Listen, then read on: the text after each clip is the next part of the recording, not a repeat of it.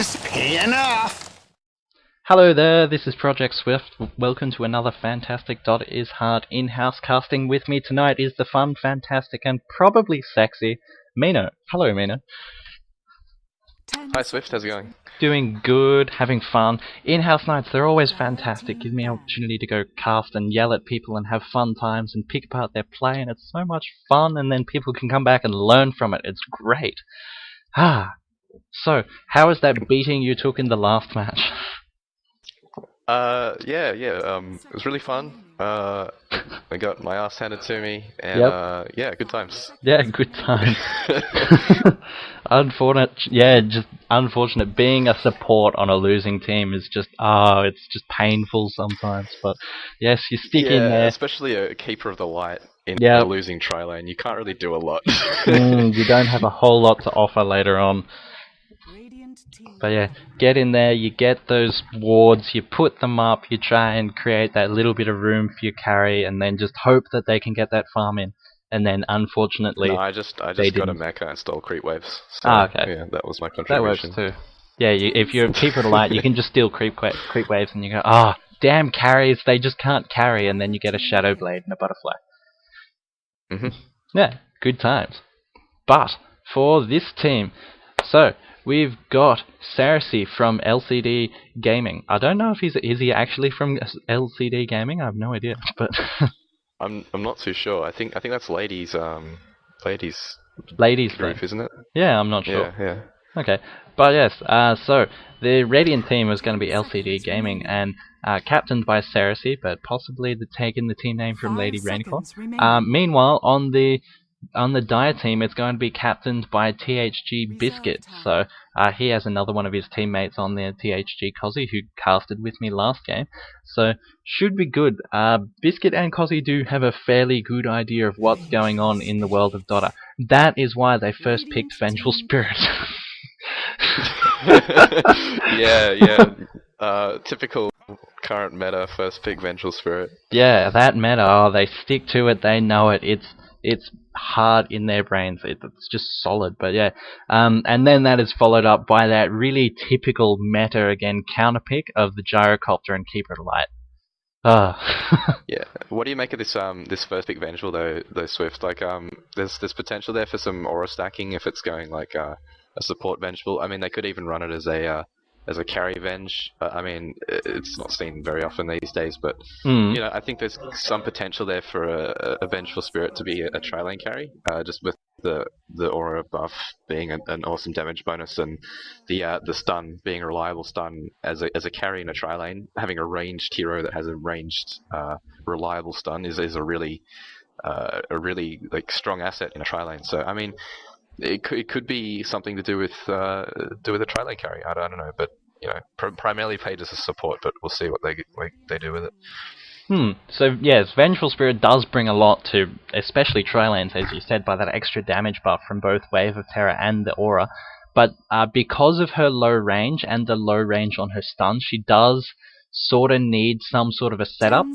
And if she is going to be played as a support, Spectre does provide that little bit of setup with the Spectral Dagger slow.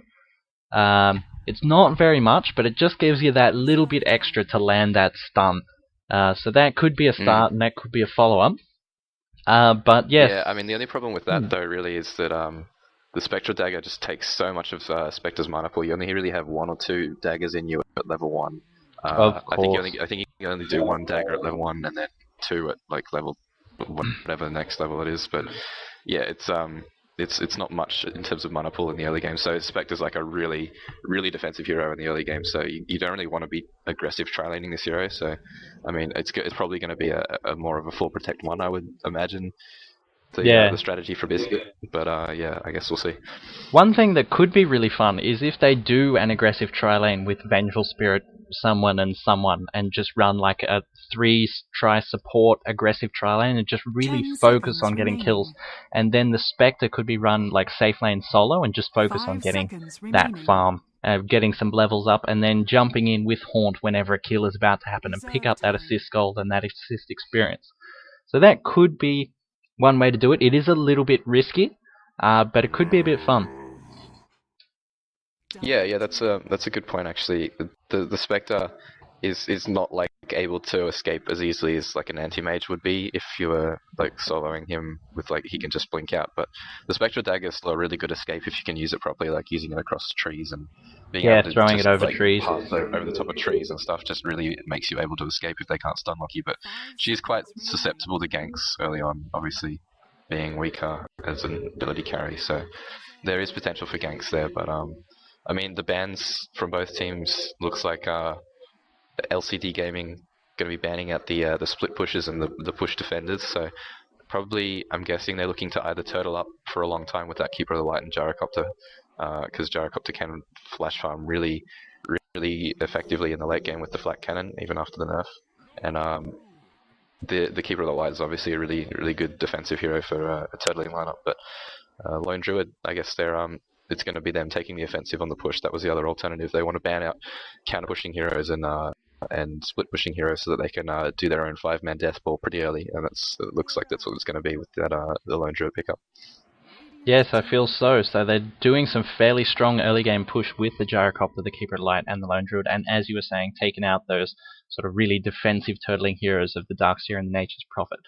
And the Dire team look to be going a solid ganking lineup. God damn, with the Vengeful Spirit, the Spectre, and the Mirana, that is some serious ganking potential through mid-game, early game through to mid-game, and then with the Spectre to pick up that slack in the late game once they get some farm. 5 seconds remaining. So the Radiant team are going to have to be very careful with their positioning against these, just these 3 heroes at the moment. So they're, the amount of, if one hero is off by themselves and the Spectre is able to teleport to them, or they're able to get a Mirana ult to really effectively pick out those heroes, or even just a swap from a Vengeful Spirit, just pulling someone out of position, that will be really brutal on the Radiant team if they aren't able to sort of manage their positioning and stick together. Yeah, do you think this is going to be like a more early activation build on Spectre, like maybe a Diffusal Vlad's or Armlet Vlad's or something along those lines, like a Drums early Yasha or something, like something not quite like a Radiance build like a lot of people like to do on Spectre, or like just rushing a Heart or a Scuddy or something. Do you think it's going to be like an early activation build more to kind of really get that ganking working, like you were saying with the Mirana ult, just picking off heroes, or do you reckon they're going to try and use that as a fallback to go late game with? What do you reckon? I think against the team that Radiant are putting up, the Spectre's going to have to go an early activation build. Probably going to have to pick up some really heavy sort of early mid-game items and go like Treads, Vanguard, and Drums, probably some really solid stuff, especially to hold up against the amount of damage that the Radiant team are putting forward. That Templar Assassin pick just adds so much burst damage to their lineup, and they can, especially against the 2 really squishy Vengeful Spirit Mirana and Spectre in the early game as well, Templar Assassin can almost one-hit those 3 heroes in the early game. And I think that is why the Dire team picked up the Treant Protector, giving that living armor and adding a lot of survivability to their supports at the moment. Yeah, I like that Treant Protector. It's a really strong pickup against the Templar Assassin, especially just because you're not doing a lot of damage in ticks. It's really a lot about physical burst damage with the Templar Assassin, and the living armor does work in damage instances with the damage block, so it's really good against that Templar Assassin. But I mean, I really quite like the draft here from LCD, because they're going with a tri-core lineup. It's going to be a Lone Druid offlane, I would assume, and Templar Assassin mid with the Gyrocopter safe lane, or maybe it's just a safe lane solely Lone Druid. But anyway, regardless, it's going to be a tri-lane Gyrocopter, and it's going to be tri-core. So like even with the amount of early game, or not really so much early game, but early mid game presence that they're going to have on the map with the Lone Druid bear, tearing down towers, and the TA with a lot of burst damage in the mid game with maybe getting a blink, or maybe even the stats build that we see a lot from some of the pro players at the moment, going like early Yasha Drums. But regardless, they have a lot of scary mid-game push and mid-game timings, but they can also take it late because they do have that 3-core lineup where they can, if it goes really late, like 60-minute kind of mark, or having 3 cores against a 4 protect 1 lineup is a really strong thing to have, and we'll most likely see them take victory if they manage to hit their timing windows right. And if their early mid game goes well, then they can just sit and buy their time if they want to, and farm up those 3 cores, or they can just push it and try and end before the Spectre gets too big and hits her own timing. So I mean, the last pick's really going to be the telling factor for the Dire side, I feel, because they've picked up their 2 supports, and I'll be really interested to see if this is a suicide lane Mirana, or whether it's a mid Mirana, or what's the plan for this Mirana, because I feel like that's going to be the X factor for the Dire team, with that with whether she can get some nice arrows and ults off, and whether she gets activation at all in this game. Actually, I'm surprised Rubik made it all the way through the pool there. That is true. A really good pickup from LCD Gaming. Cuddle Rubik is pretty classic, but yeah, I think last pick here is going to be the really interesting one to see what the strategy is, and the telling one for the strategy of the Dire side. Yeah, so as you were saying, I think at the moment the Dire do have a fairly fluid lineup. They can sort of change it up and throw people into different roles at the moment. But I feel that this last pick will really solidify their roles and sort of really show the Radiant team where they're going to go. I probably feel that it will be an off-lane Treant Protector with 3 heroes protecting the Spectre. Now, whether the Mirana goes mid or support, as you were saying, is going to be a bit of a toss-up. So they might just pick some really solid mid lane hero that snowballs quite well, but they do need to pick up a hero that counters the Templar Assassin, because there are so many mid heroes that just fail against the Templar Assassin. But it looks like the Mirana is probably going to be going mid, with the Lich and the Vengeful Spirit protecting the Spectre. So that's really interesting. It is an interesting pick. I feel that Lich unfortunately doesn't bring a whole lot to this fight, but I could be wrong. His ultimate does go nice. Chain Frost does go nice with the overgrowth from the Treant Protector, but one of the main things that Lich brings to the fight late game is Ice Armor, and against the Radiant lineup, there's not much that Ice Armor stops, and it's pretty much the lone Druid. Yeah, I mean, it doesn't count against the Templar Assassin, does it? Because she's a ranged hero, right? Yeah, it doesn't slow her, but it does reduce the damage, but it doesn't slow her. Oh, okay, yeah, well, I mean, yeah, I'm a bit confused about this. Lich is actually going down to the bottom lane. I mean, are they going to try lane the bottom lane? I don't think that's a wise idea. It might be just like a suicide lane Lich. I've not seen this before. Yeah, it's looking like it's really confusing. They could be even like dodging the long lane completely. With Lich throwing down a ward there quickly, but we'll see how it goes. Anyway, in tradition of welcoming you to one of your first casts, would you like to introduce the Radiant team? I certainly would. On the Radiant side, on LCD Gaming, we have going mid on the Templar Assassin, Sarasi. On the Gyrocopter, going bottom lane in the tri-lane, it's W1HS. Heading towards the top lane on the off-lane lone Druid, it's going to be Lady Rainy. Supporting the bottom lane on the Rubik, it's going to be Elusive LYJ. I call him Elusive Liege. Elusive Liege, I like that. And finally, supporting bottom lane on the Keeper of the Light, it's going to be K. Alright, and on the Dire team, the captain will be Biscuit running on the Vengeful Spirit. Oh, they're picking up the Bear here, putting a bit of damage on, but Bear is trying to pull this wave, and he is doing it effectively. Anyway, where was I? Revolutionary is on the Mirana going mid, with Kozzy doing Suicide Lane Lich, so it is going to be that Spectre is going top lane, and is Suru is playing that one, and Virus is on the Treant Protector doing support Treants. So Lich, I feel, is just going long lane simply so that he can use Sacrifice and deny as much farm to the carry that way. That's actually a really interesting idea. I never quite thought of it that way, but I suppose it could work. I mean, it's one range creep from every wave, really. So that's quite a lot of farm and XP that you're losing out on. And if top lane doesn't get pressured too much by the bear, then it could work out okay. But Suru's had to back off a lot already, use the Tango, and is actually missing an entire wave of experience because of the pull through. And yeah, I mean, good pull by Rainy, and the equilibrium's already up at his own tower, so Spirit's having to come a long way out to farm. So, I mean, if Rainy does his job properly, then I mean, essentially you achieve the same effect without having a hero that loses off late game by doing the suicide solo lich. But yeah, I mean, I guess we'll see how it works out in terms of the XP graph. Yeah, that is true. Well, yeah, hopefully. I would really like to see this long lane lich do well. I want to see it succeed. I just want to. I'm just curious. For sure. And the Treant Protector is providing him that protection. I think he's going to die with the tree. Yeah.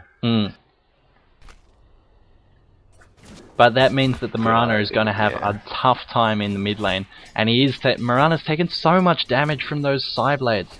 And the Treant Protector won't be able to help him out too much with living armor, as he's going to focus on putting that living armor on the long lane lich, I feel. Yeah, well, at the moment both of them really need the armor, so... Yeah, and he's really got it on himself, so... You wish you could have drafted 2 Treant Protectors at this point, I guess. They're going to make it go on Rainy at top lane, but they'll just have to back off. Just a bit of harassment, it looks like. But this bear is actually getting quite a bit from this top lane, actually out-farming the hard carry on the DotA side, so... Yeah, it does have 2 last hits over the top of him, so... yeah, Lone Druid is doing quite well up against this Spectre. These supports sort of having a bit of trouble doing this stack and pull. They have the option to pull this creep wave now because the other creep wave is so far forward. You pull that one at 53 seconds, for those of you who don't know. So pull that one straight across there and it will do the same effect, pulling it into the hard creep camp, and it stacks it at the same time. So it is very effective pull when your creeps get so far up and are actually hitting the enemy tower. Yeah, I didn't see. Did they try to do a single pull and a pull through to the hard camp going like this way? Yeah, they did try to go for a pull through and they missed it. Oh, I see. Yeah, that's always a hard one to do on the DotA side, I find. But yeah, it's a bit sad. It looks like Biscuit's actually going to miss this pull through again, so they're just single pulling for some reason. I don't know what's up with that. Yeah, it looks like they are also pulling on the catapult wave, so that's a bit of a mistake as well. The tower's quite a bit of damage now because of this catapult. Yeah, catapult's hitting it a fair bit. They could be just trying to push the lane as hard as possible, get rid of that bear, and then try and knock down that tower really fast. But Spectre is not the right hero. None of these heroes are the right hero for that, unfortunately. Treant Protector, Vengeful Spirit brings a little bit of push, but both Treant Protector and Spectre don't offer much tower damage or pushing potential. Yeah, and especially with the Lone Druid on the other side as well, like you can really easily pull the aggro off the tower with the bear and just leave your hero like standing really far back, and your hero's going to be fine, and you can just pull the aggro off and pretty much the push is stopped if they don't have any proper tower damage or tanking ability. So, I mean, it's a bit questionable whether they are attempting to do these single pulls or not, or whether it's just a bit of a misplay on their part. Maybe they thought they stacked it and they didn't, or maybe they just forgot to do the pull through, or maybe Venge thought that the tree was covering it and he wasn't, or something. I don't know. It's yeah, a bit of a misplay, but anyway. Meanwhile, on the bottom lane, sorry, not the bottom lane, god, the mid lane, the Mirana's doing alright up against the Templar Assassin. Templar Assassin does have an extra 10 last hits over the top of the Mirana, but Mirana is not gonna win a matchup against the Templar Assassin unless the skill is like massively different. The Templar Assassin can just outlast hit so well, can win those rune races quite easily, and can stop harassment really well with that refraction as well. So Mirana's doing alright, and that help from the Treant Protector, that living armor, is helping a lot. And that is basically the only thing keeping her in lane. You can see already that the Templar just hit 6, and she's already starting to put down some offensive traps on that high ground, just in case the Mirana like lands an arrow and tries to fight her and then has to back off. But then if there's a fight that happens like around the middle bit here, then you can, if the Mirana's running backwards, you can just slow her with one of those traps, and it's pretty much a guaranteed kill if she's low. So nice placement on those traps there. But actually forsaking some of the rune control by not putting those down on the towers. I mean on the rune spots. But anyway, I mean it's well played by her to be putting those down so early and hoping to get kills, because it is quite a aggressive lane for this Templar Assassin. She can look to do that. Yeah, that's she'll be looking for kills now that she's 6. Yeah, if she can find a few of those runes, find a haste rune or double damage rune that's sitting on the bottom there, she finds one of those, goes ganking, and picks up some kills. These, as we were saying before, these supports are very squishy. The Dire team do have a lot of very squishy heroes on their team, so if the Templar Assassin is able to pick up one of them, that will start her snowball really easily. Yeah, pretty passive game so far actually, just like a bit of a trade-in farm. But going on the mid tower, it's happening to Mirana. She's going down. One more hit and no. Oh, that living armor. Oh, living armor. The tree. Living armor. Oh, the tree. MV tree. Oh, MV tree for sure. Oh, that was a save through and through. Oh, the Templar might look to dive this with the DD though, if she knows that she's still there and she's still low. Yeah, round 2. Phase boots up already. Like you could probably dive that with phase boots. The Mirana doesn't have boots at all, but yeah. He's looking for it. The safe option against living armor though. Yeah. Support's rotating now. They're coming down. They do need to do something about this Templar Assassin, and she is getting really aggressive at the moment. If the Mirana is able to land a stun, DD, coming in here, do they follow up with a stun, try an arrow? She can just turn. That was a really off arrow. Yeah, if the Templar meld hits. Oh, but going in on the. Oh, the meld hit screwed up. She misplayed that. Yeah, missed that one. With the Keeper of Light's coming in behind. Slow's coming in there. No, they do hit the slow on the Vengeful Spirit there, but they choose not to go in after. What is the Mirana doing? Oh, it's so deep. Oh god, why? Oh, you are taking Good so much damage. Land. Bad arrow, missed the arrow as well. That's that is like I don't want to say a well-deserved first blood for the Radiant team, but that is a well-deserved first blood against the Dire team.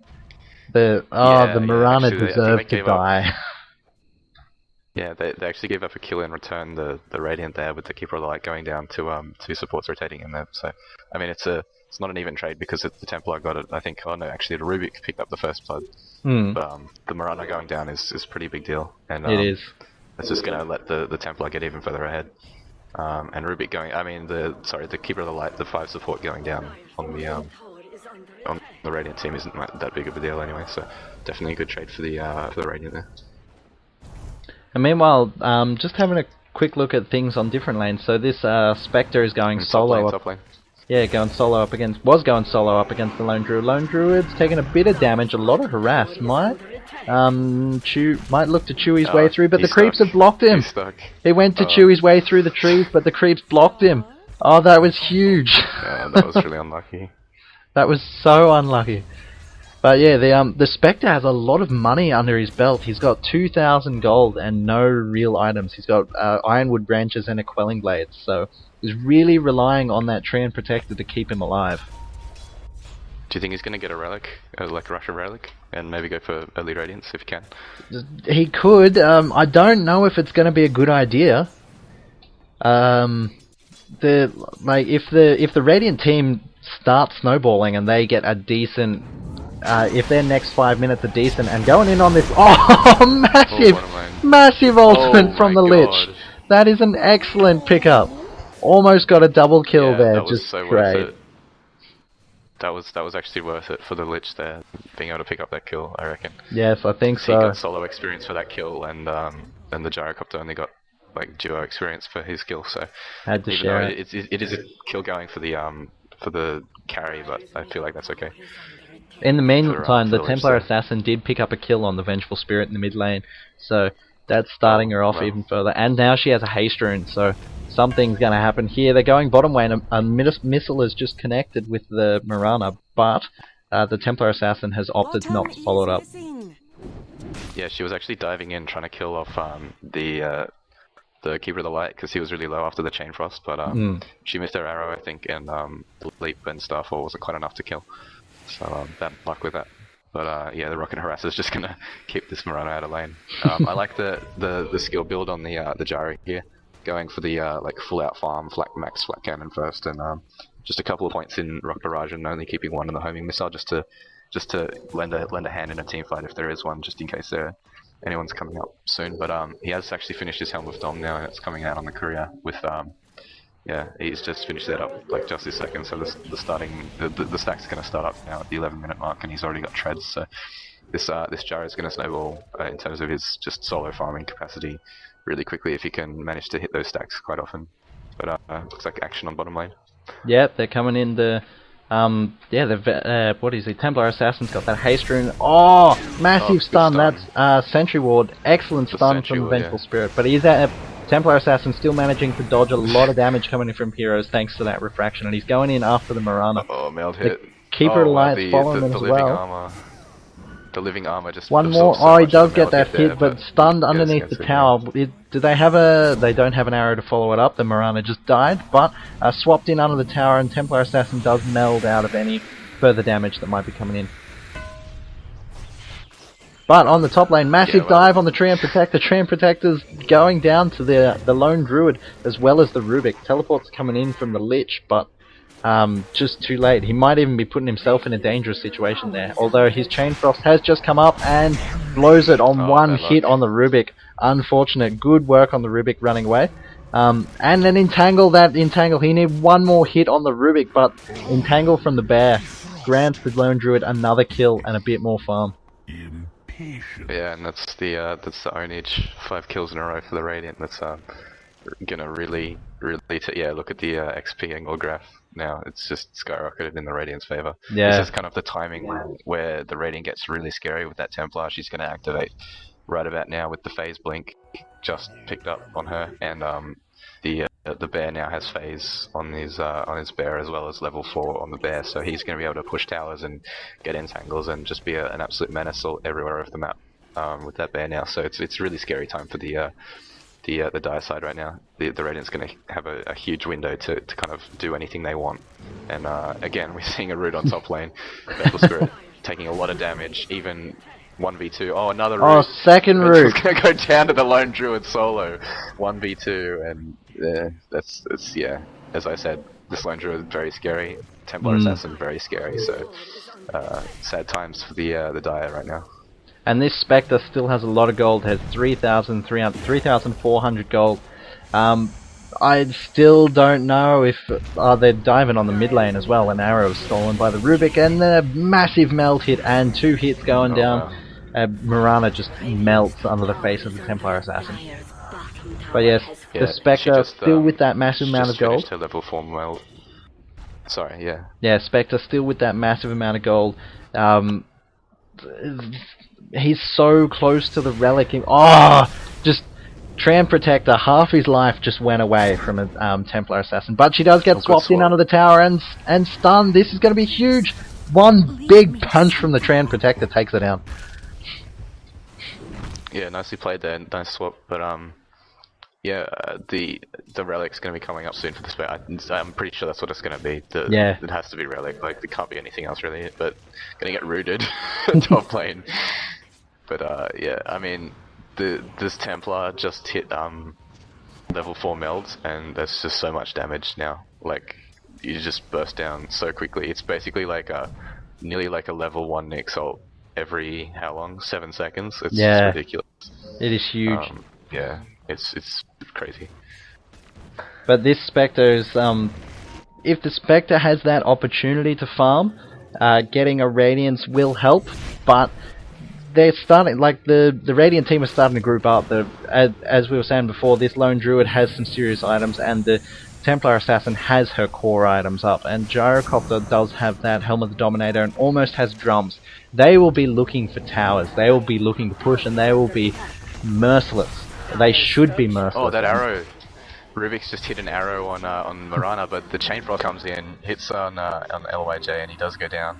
The tower's in trouble though, the Bear's just beating away on that, and it's looking sketchy for the defense of this tower. They're committing a lot of heroes now, but the living armor's going to help out a bit. But actually, an Invis rune Vengeful, can she set up anything here? Stun goes out onto the Lone Druid, but the tower's going to go down. Root into big rocket. Root into cooldown, and yeah, that's not good for the Vengeful. They're going to be forced into a headlong retreat now, and the ice armor goes down. The Spirit Bear's going straight after him. Yeah. Look at that vicious But, panda. where's the Templar during this? I want to know. This is actually a bottom lane. Yeah, I trying to think clean up a Templar tree picked up protector. bottom lane while all that was happening. Yeah, yeah. So, really good use of just applying pressure and forcing the heroes to TP out to that top lane and then forcing a tower at bottom.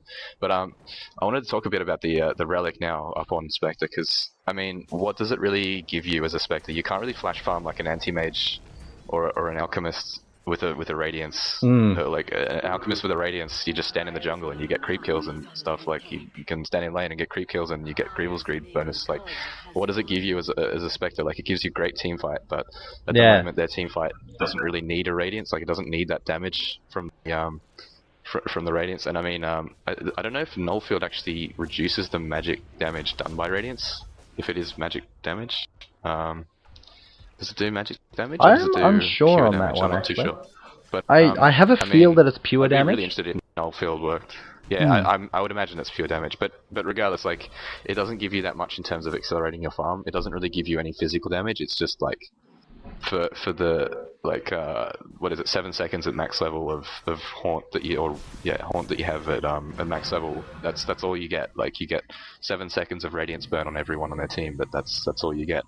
I mean, it's a good item, and it kind of it sounds really bad, but it works like much better than it sounds in the actual game. But like, I don't think it's what she needs in this game to kind of deal with everything that's being thrown out at them. Yeah, exactly. And I mean, I don't think it's going to offer too much. All these heroes are pretty tanky. Once they get some items up, I mean, we're going to have a BKB coming up on Templar Assassin. Lone Druid's naturally tanky.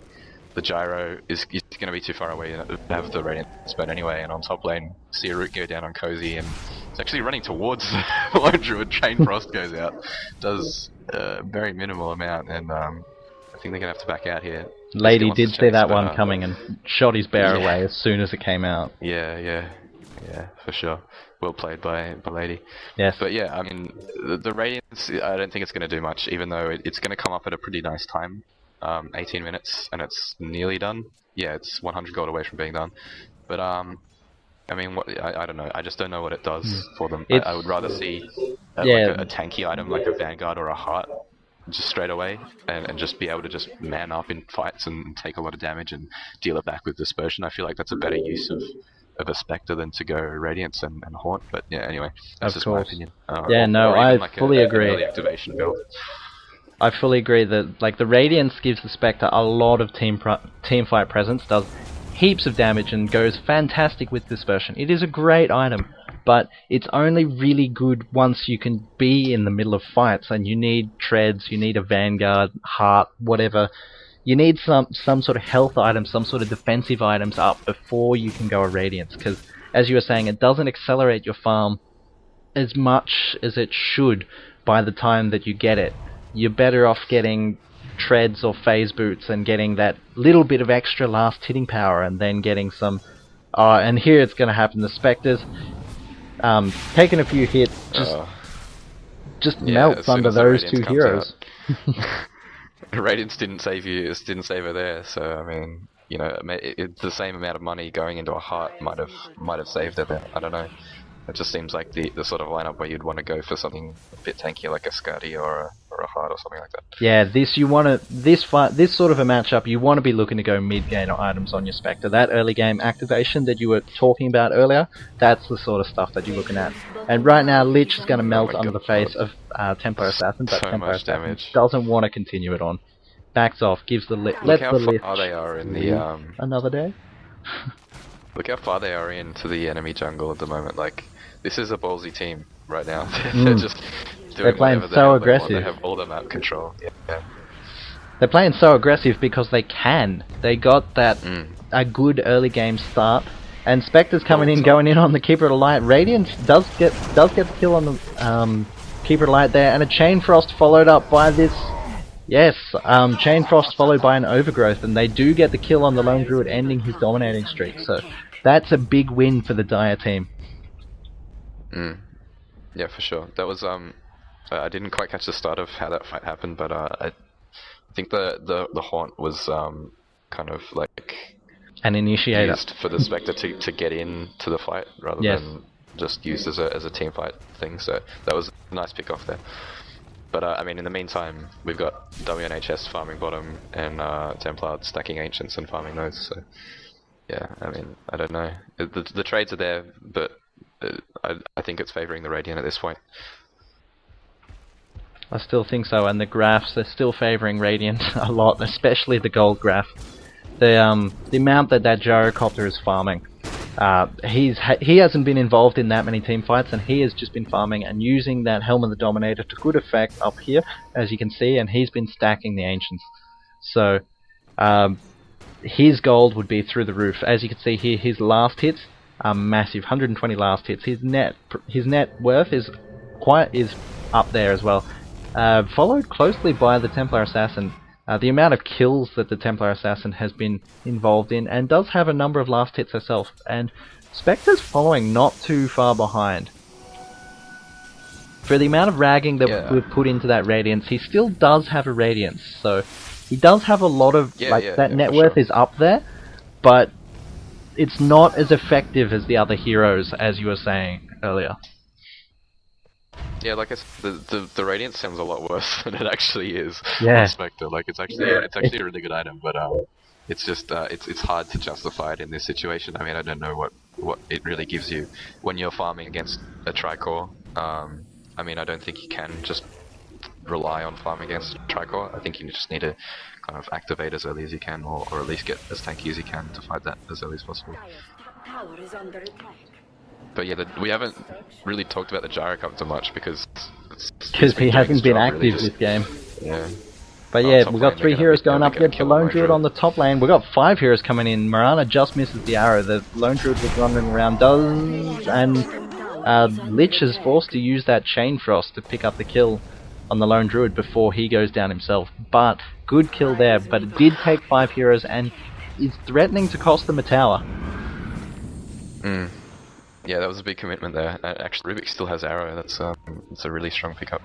It is. You get a bit of vision with that as well. So you saw him just chuck it out behind the trees just to see if there was anyone there, and there wasn't. So, or there was, sorry, and there was 2 heroes there, so they backed off. It was kind of just a nice little play by Rubik, being able to hold onto that arrow for a bit longer.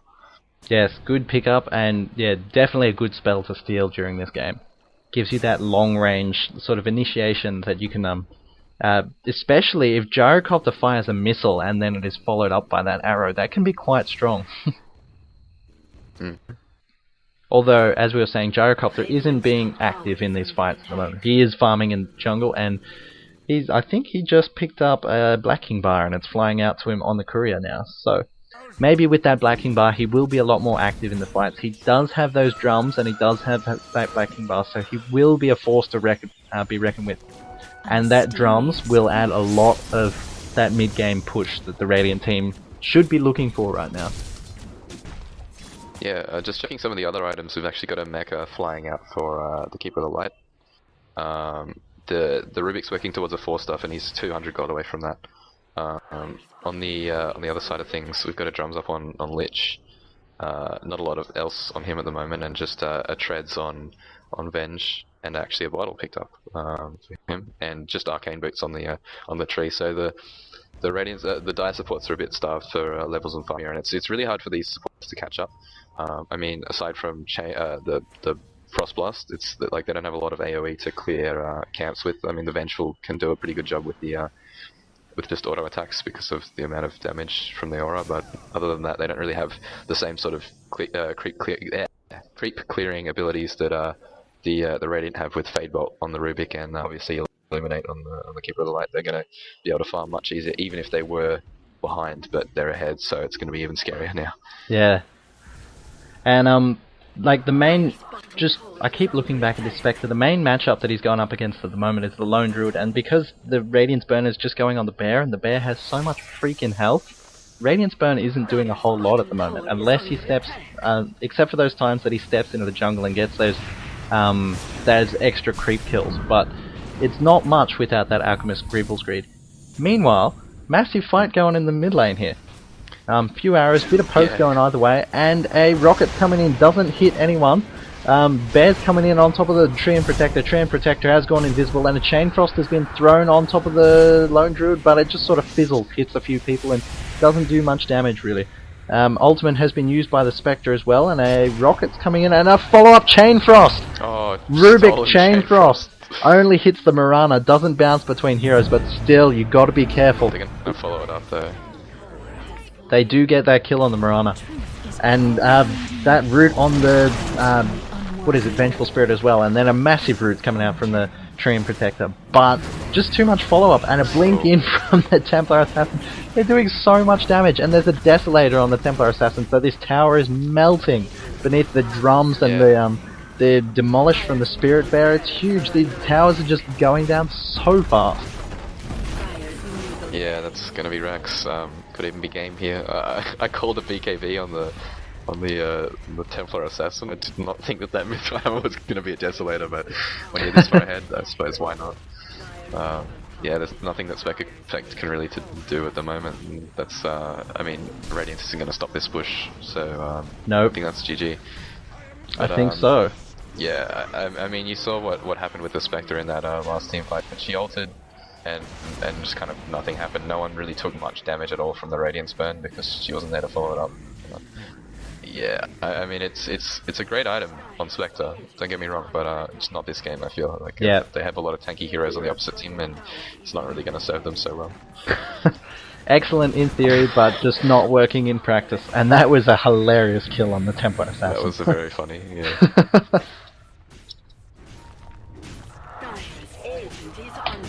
Well, I think that's a GG.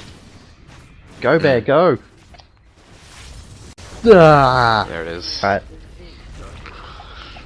Well, that was a great game. Thank you very much for your wonderful insight, Mino. Thank you for casting with me. My pleasure. Thank you as well for having me along. That is excellent. Alright. Thank you especially to all the players who played. Great game to watch. Learned a lot. Hope you are able to go back and watch this and sort of learn a few things from what happened. Some of our insights into the game.